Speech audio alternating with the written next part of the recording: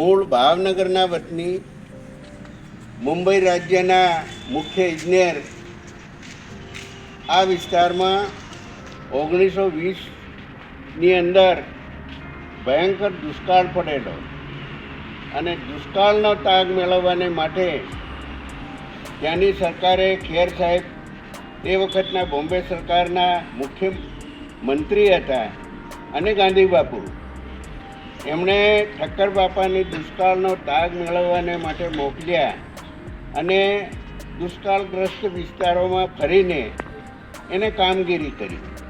કામગીરી કર્યા પછી ઠક્કર બાપાને લાગ્યું કે હજી અહીંયા આ વિસ્તારમાં ઘણું બધું કામ કરવાનું બાકી છે, એટલે અહીંયા રોકાઈને એમણે ભીલ સેવા મંડળની સ્થાપના કરી.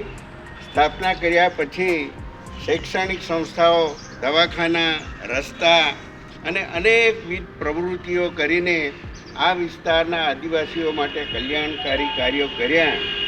આવા ઠક્કર બાપાને આપણે યાદ કરીએ, એમના કાર્યોને યાદ કરીએ અને એમના કાર્યોમાંથી આપણે શીખ લઈએ અને આપણે પણ સેવક બનીએ એવી આજે પ્રતિજ્ઞા લઈએ અને ઠક્કર બાપાનો આત્મા જ્યાં હોય ત્યાં એમને શાંતિ મળે, આપણને આશીર્વાદ આપે, આપણે આગળ વધીએ એવી અપેક્ષા રાખીએ અને ઠક્કર બાપા હંમેશા આપણા દિલમાં વસવા જોઈએ એવી મારી આપ સૌની વિનંતી છે. જય હિન્દ, જય ભારત. ઠક્કર બાપા કી જય. ઠક્કર બાપા કી જય.